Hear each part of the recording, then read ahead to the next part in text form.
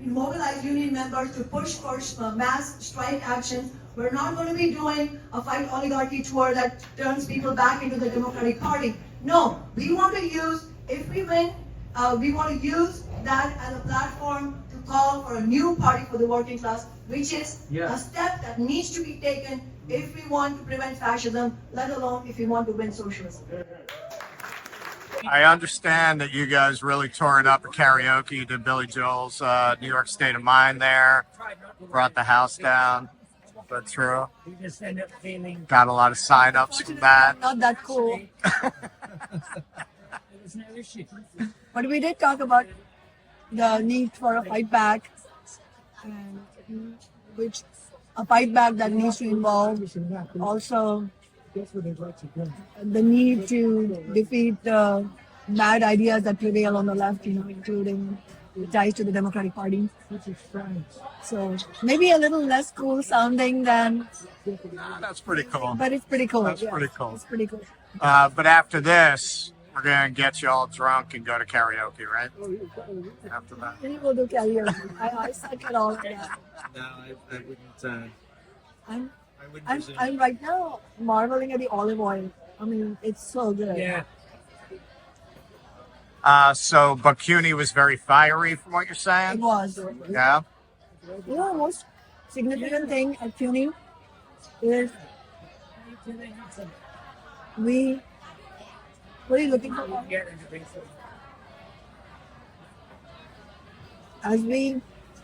Calvin and I left a little bit earlier, after I finished speaking, to come to the book event, and a bunch of people came out with us because they wanted to ask some questions, and it was very interesting. What they were saying was, maybe a lot of the people who were at the CUNY event were saying that the people who were there were all young people. They had all Donak or Zoran Mamdani, Right. and they were all saying that the things that we were talking about, which is a real fight back, breaking from the Democratic Party, actually building a working class, organizing movement, that most of the Zoran Mamdani supporters they know of would support it. They would actually agree with us. So their question was, how do we make it happen? Because it doesn't seem like the Mamdani campaign is going to do it. So how do we make it happen? That's interesting. It's very interesting. They were asking basically, how do we organize within the Mamdani campaign? Yeah, among the people. To win the demands that Mamdani is campaigning on, but they're not convinced that he's necessarily going to be effective in fighting for them.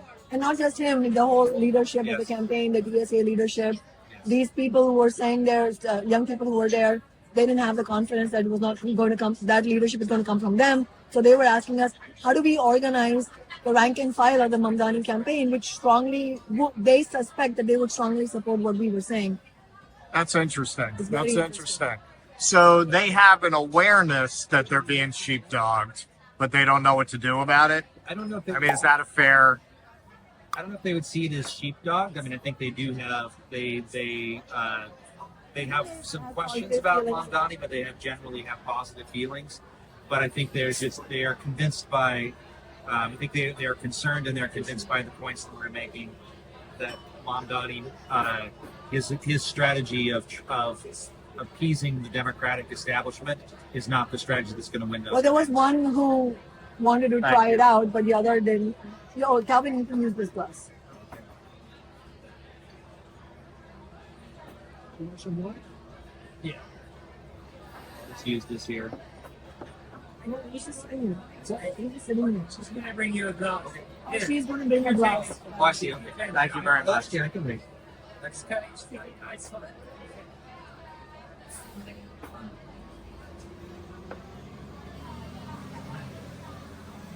There was one person who both on the meeting and then also afterwards in that small group was definitely saying, why don't we give Mamdani's strategy a chance?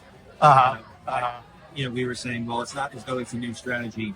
Yes, and we just saw that strategy miserably fail over and over again, in terms of Bernie Sanders and the squad, and really, over and over again in Europe as well, in Syriza and Greece, Jeremy Corbyn's unfortunate approach, to the Labour Party there, of failing to stand up against the conservative wing of that party and basing himself on trying to win support from to try to appease the right wing of the party, and but of course, what we're arguing is is that in order for us to win anything significant, the only way to do it is for us to build a very strong movement that actually frightens the political establishment into supporting these things because they're concerned about the damage it will do to their career and to the stability of their system. That's where change comes from. And so the very idea that discussions with Kathy Hochul, as Mamdani is saying, the governor of New York, or discussions with within the Wall Street executives, billionaires, like he's convened this meeting of Wall Street billionaires, that these are the way that change is going to happen. They're somehow convince the billionaires that it's in their interest to allow Mamdani to tax them, for example, or to have free transit. They're not going to be convinced of any such thing, and that change is going to happen only when the working class is strong enough to force the political establishment to do it. And that's our whole experience in Seattle, which we showed over and over again. And every single thing that we fought for, we came under fierce opposition from that political establishment, and overcome them by building a stronger force. And so it's a question of the balance of power that decides what you win and what you don't win. And so the idea that it can happen otherwise, that it can happen on the basis of continuing relations with those who represent the billionaires, is not only naive, it's utopian. So let me ask you all something. We had Jose on the other day, and I asked him the same question. Because Mamdani, he went on with Sharpton, and Sharpton asked him, this very meandering question about globalize the intifada, as he put it. Although he couldn't say the intifada. Yeah, exactly. Special at Taco Bell. And Mamdani's answer, now, it's funny, why this time when he said it drew all this attention. I don't know. It's not the first time he said exactly what he said. I've covered him saying that previously when he was running in the primary. I think people were so excited to see him beat Cuomo, nobody wanted to bring it up. But now that, everyone focused on it at the same time, I said, okay, well, you're an independent candidate, and generally, I think that these are strange times. It could change. I think it might change in your campaign and in Jose's. He couldn't have a better foil than Richie Torres to run against. I fully expect these campaigns to do better than they have in the past, possibly win. But historically, they tend to be symbolic. So you don't ever get to the point that you have to face these kinds of questions. Like, do I meet with the billionaires in the city, or do I tell them to go fuck themselves and then have them mobilize all their money and resources against me?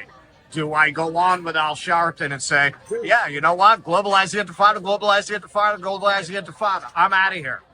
Do you do that? Or do you do what he did, which was a very politician's answer? He didn't actually say, he's never actually said it. It's this red herring, but he said what he said in the past. Well, I've talked to Jewish constituents who get very upset when they hear it, so I would discourage its use. Well, at the same time, he has not backed down on he'll arrest Netanyahu and so on. So that's really my question. You're running as an independent. Generally, independents don't really have a chance, so it's easy to take the moral stand. What if you were going to win? Would you feel like you had to moderate more? That's not a hypothetical question in our case, Russell. We have one, and I have seen all these pressures, and I never been to them. So your question is the correct one, but it's not a hypothetical in our case. There were lots of pressure. And I've said this many times, the Democratic Party and also the big business entities, they tried both the so-called carrot and the sticks, both, to try to get me to sell out. It didn't work. And so the question is, how can we develop that kind of political leadership that will stand up to all these people. Like, so how can we have a leadership where they go on Al Sharpton and on the show and say that it's shameful that you are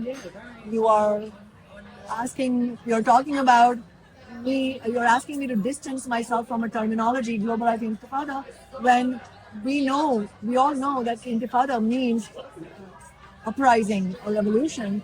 And at the moment when the people of Gaza are facing a genocide, and that the Israeli state has openly declared its objective of ethnic cleansing, that's disgraceful. So it's a question. It's not a question of defending. It's a question of going on the offensive against them. You say, shame on you. You are absolutely disgraceful for even bringing this up at a moment when 500,000 Palestinians have perished because of a war, because of a genocide, and both the Democrats and the Republicans are bankrolled. All right, so It's a 21st century Holocaust. Absolutely, we urgently need to mobilize the Intifada. so let me ask you in theory. I mean, this specific thing. So I don't have to tell you. I mean, in New York City, it is quite remarkable that a person who has run on a, essentially one state solution kind of a stance in New York, which has more Jews than anywhere else in the world outside of Israel, and he's winning among Jews.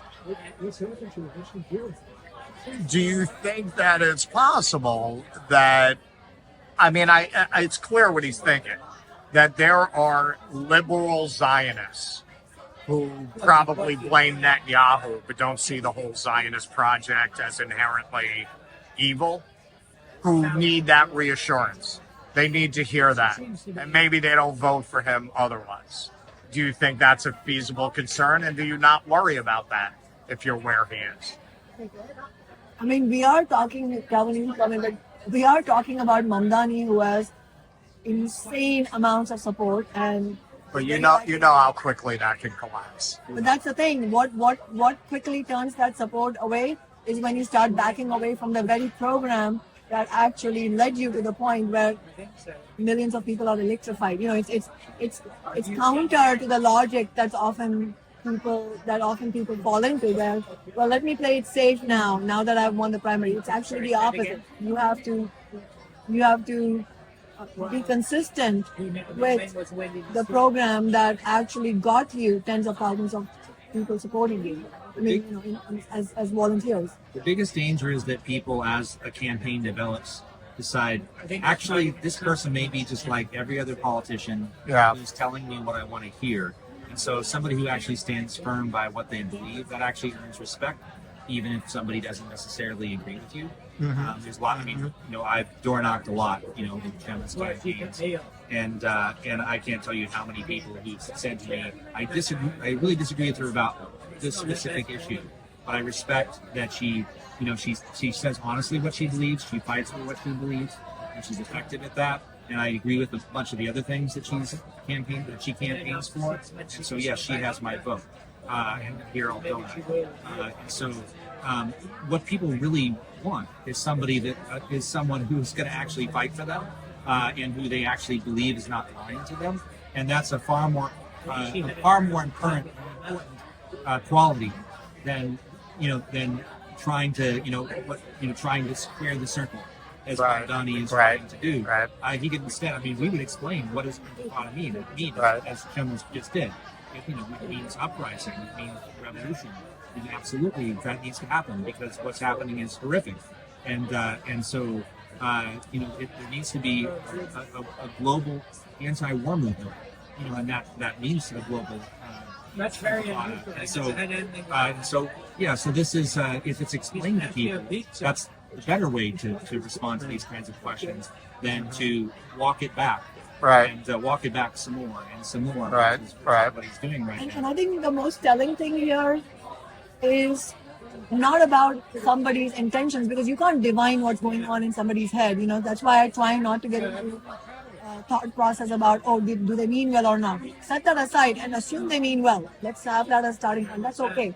We should talk about the logic of what happens when people start doing certain things. And so a question that we were asking today at the CUNY event to some of the people who thought, well, let's give this a shot. Yes, he's not. I agree with you. He's not building the movements he needs to build, but maybe this will be the one historical anomaly that he won't sell out. Right. Which I don't think is a scientific approach, but it's a good starting point for a discussion. And so what we said was that look at what's going on. His popularity is sky high. He is an international superstar at this moment, and mayor apparent at this moment. And on the other end, the opposition to the genocide and support for the Palestinian people and the Palestinian cause has never been this high. Right. I mean, 24% of Republicans aged 18 to 34 support Israel over Palestine. That is where the statistics are. 92% of all Democratic Party voters want the genocide to end. There is a rebellion going on internationally. There's protests everywhere of hundreds of thousands, millions of people.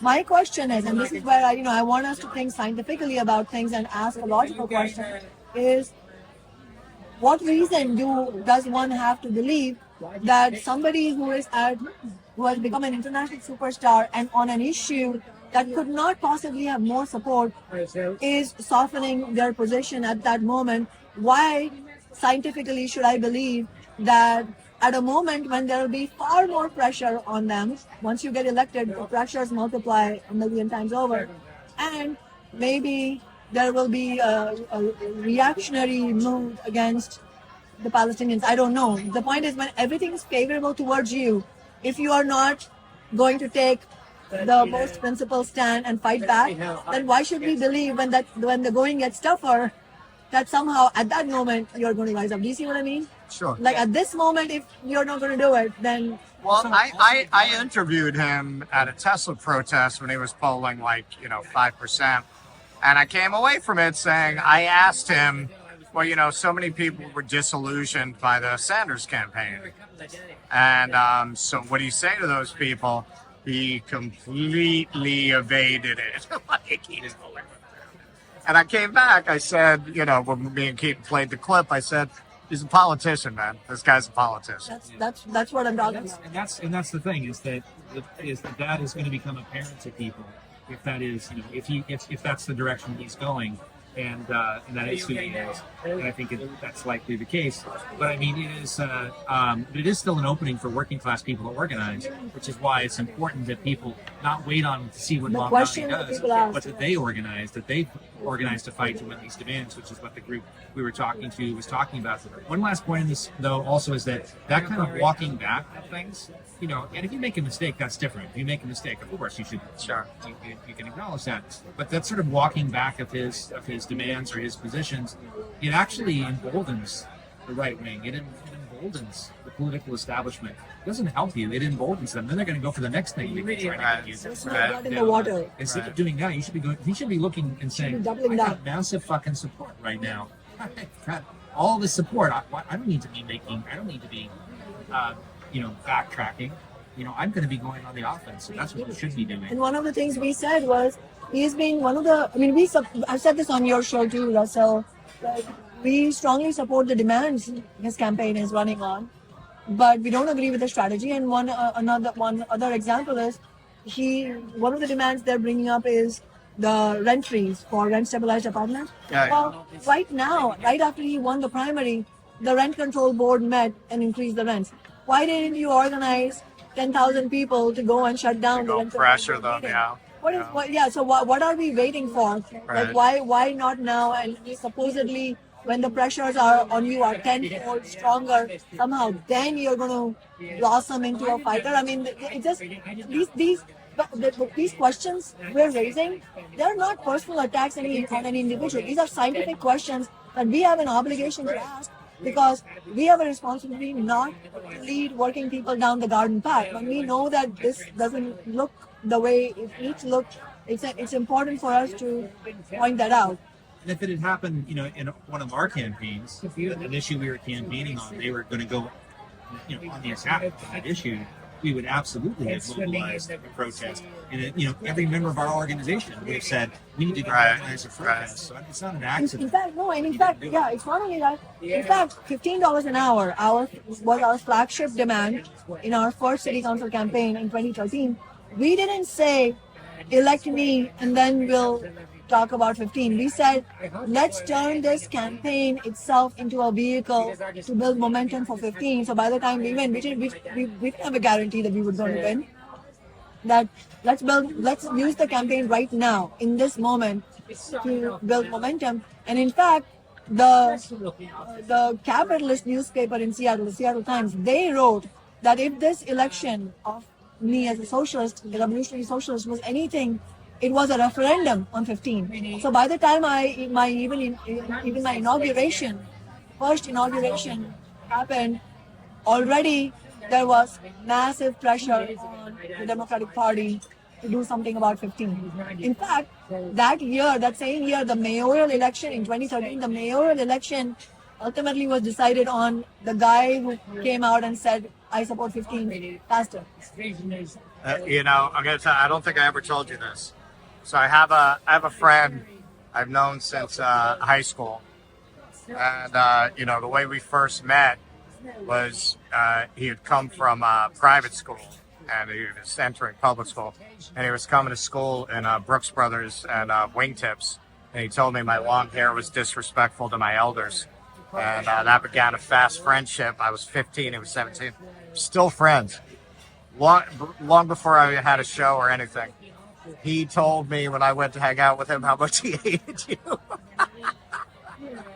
How did he know who you were? Because he was watching like these Fox News hit pieces specifically on you. And that was at that time. That was when you were rallying for 15 I'm impressed by an our hour campaign. wage. That my friend from Queens knew who you were and impressive. singled you out as somebody that he hated. Yeah, and that's also, if you're fighting for working class people, it is necessarily going to be polarizing, and you're going to come under attack, and that's not a sign you're doing something wrong. It's a sign you're doing something right. Did you also have a No, go ahead. No. I just got a kibba. All right, so I want to give you.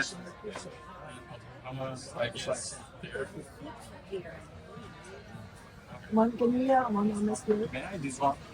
Yeah, do whatever you need. All right, sorry. Excuse the reach. All right, so I want to give you back to your guests. So what do you want people to know in signing off? Probably just drop this as a whole clip. Well, if you are watching from New York City, please join our campaign to defeat genocidal Democrat Adam Smith. And furthermore, doesn't matter where you're watching from anywhere in the U.S., we need you to get involved. We have a shot to win, but it's not automatic. We're going to have the Zionist forces, big business, billionaires, and the Democratic and Republican parties against us. We'll need working people to get involved, no matter where you are. It's a national campaign. All right, so look, I'll do this for you, man. You can just hum along. Some folks like to get away, take a holiday from the neighborhood.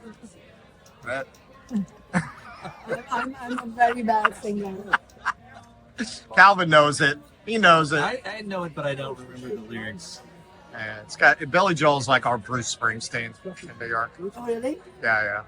He's a favorite son. All right. Thank you very much, Kshama, Calvin. Thanks for visiting New York. Welcome. Please clap.